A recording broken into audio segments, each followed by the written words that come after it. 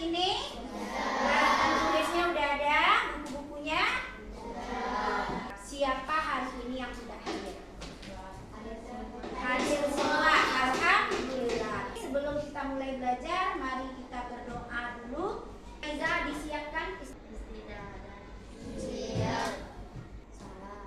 Assalamualaikum warahmatullahi wabarakatuh. Waalaikumsalam warahmatullahi wabarakatuh. Rabbighfirli wa liwalidayya wa lil mu'minina amin. Rabbi shrah li sadri wa yassir li amri wahlul 'uqdatam min lisani yafqahu qawli. Rabbana zidna ilman nafi'an warzuqna fahman wasi'an. Amin. Anak ustazah, siapa di antara anak ustazah di sini yang suka bermain puzzle? Main puzzle atau nyusun-nyusun balok? Rata-rata semuanya ya, semuanya suka bermain puzzle. Kira-kira bermain puzzle atau bermain balok itu menyenangkan atau tidak? Menyenangkan. Kira-kira membutuhkan kita berpikir tidak? Ya. Karena kalau nggak kita pikirkan dengan baik, otomatis puzzle kita tidak akan tersusun dengan rapi. Balok-balok kita tidak akan tersusun dengan baik. Cara menyusunnya itu ada hubungannya nggak dengan cara berpikir komputasional? Ada ya. Materi kita selanjutnya adalah tentang berpikir secara komputasional. Kenapa kita harus mempelajari berpikir secara komputasional? Supaya kita memahami apa yang dimaksud dengan berpikir secara komputasional. Apakah berpikir komputasional itu hanya menggunakan komputer atau tidak? Nah, itu yang akan kita bahas. Sebelum kita masuk materi, kita ice breaking dulu. Ya, coba semuanya berdiri. Ikuti lagu dan geraknya ya, biar lebih semangat.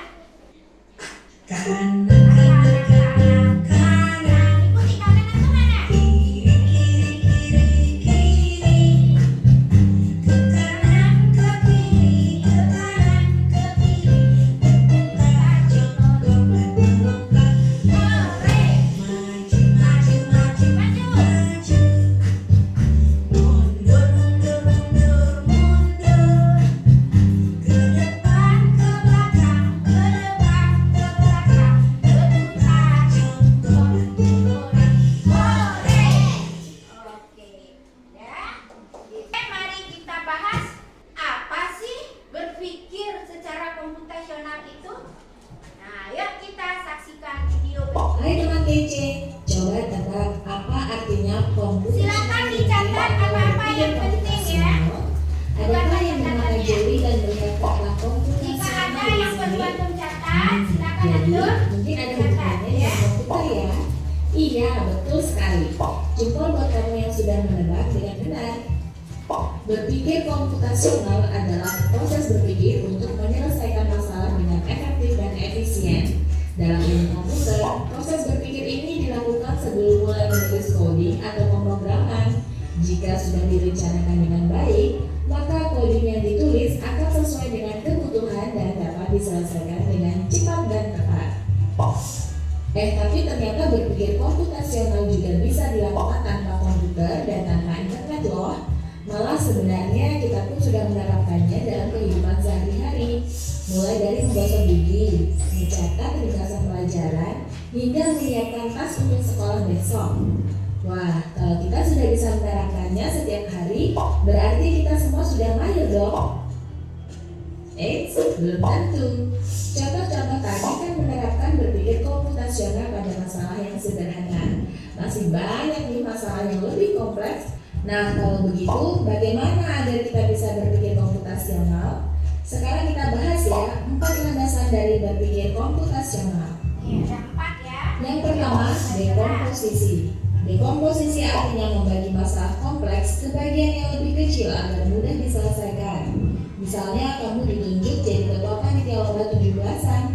Maka untuk memudahkan pelaksanaan, kamu bisa menunjuk panitia bagian acara, konsumsi, publikasi, keamanan, dan lainnya. Yang kedua, pengenalan pola.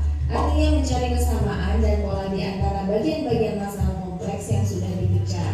Misalnya kamu hendak melipat dan menyimpan jemuran di rumah, maka kamu perlu bisa mengenali jemuran milik ayah, ibu, kamu, adik, dan milik bersama seperti spray, handuk, dan lainnya. Ini karena jemuran-jemuran itu perlu disimpan di tempat yang berbeda. Yang ketiga, abstraksi. Artinya fokus pada informasi yang penting saja, mengabaikan detil yang tidak diperlukan. Misalnya kamu hendak menceritakan pengalamanmu berwisata ke luar kota. Tentunya kamu mengalami banyak hal dari mulai berangkat di bus, berfoto bersama, makan di restoran, menginap di hotel, hingga perjalanan pulang. Tapi nggak mungkin kan kamu ceritakan semua kejadian dengan detail pada teman-temanmu. Pasti mereka bosan kalau kelamaan. Jadi kamu harus hindari beberapa kejadian yang menarik saja untuk diceritakan pada teman. Yang terakhir, algoritma.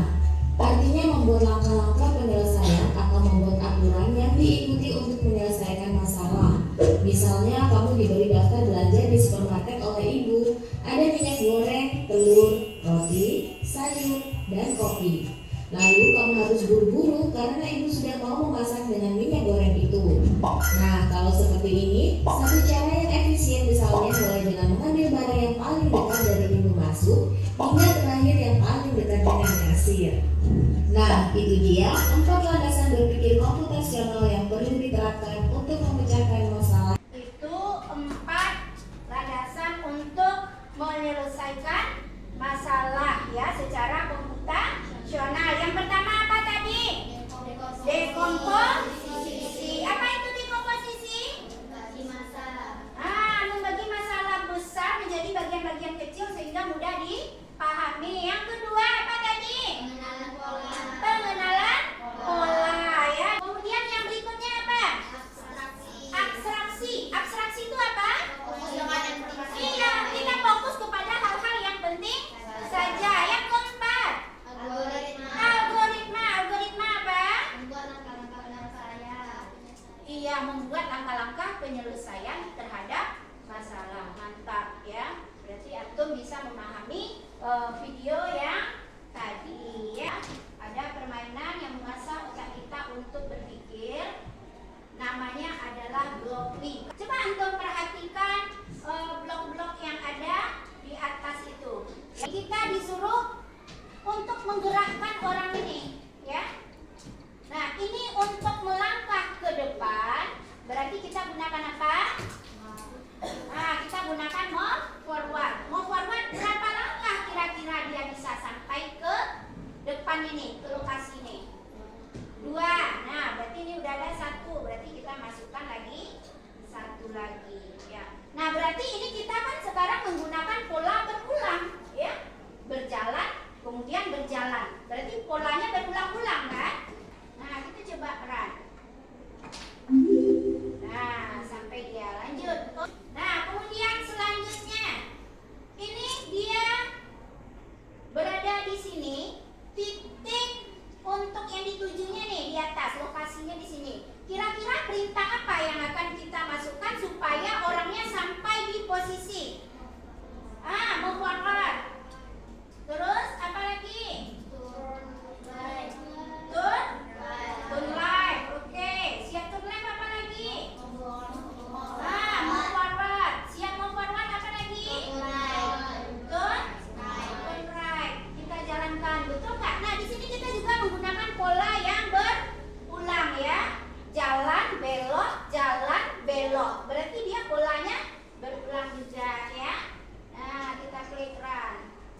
Jalan. Antum juga. Nah, di sini di permainan ini kita melakukan pola yang berulang-ulang. Nanti insya Allah kita akan cobakan antum bermain sendiri-sendiri nanti di laptopnya. Nah, sebelum ini Ustazah akan kasih dulu antum tugas ya secara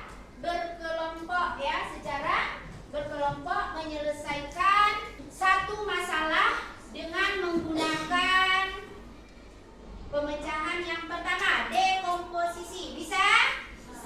Oke. Antum mengerjakannya satu kelompok itu satu laptop ya. Berarti antum harus bekerja sama ya. Dah, silakan antum kerjakannya di PowerPoint.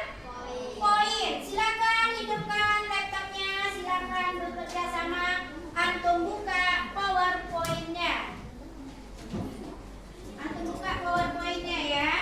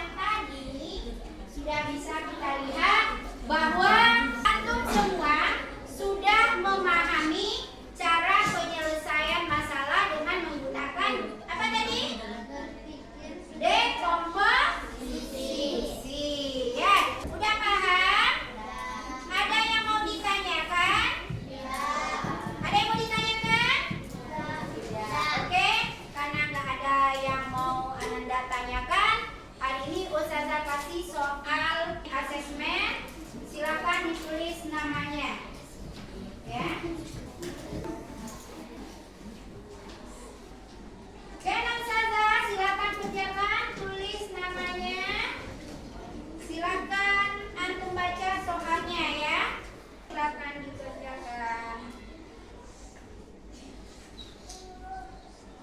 Jangan lupa tulis namanya ya. Oke, anak ustazah semuanya, silakan dikumpulkan masing-masing kelompok, silakan dikumpulkan.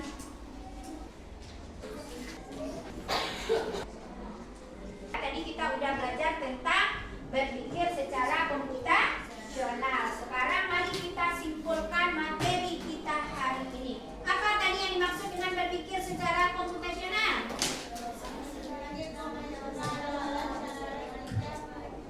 Menyelesaikan masalah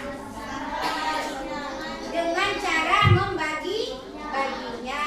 Ada berapa tadi? Ada 4. Apa saja? Dekomposisi. Kemudian apa lagi? Dengan pola. Kemudian apa lagi?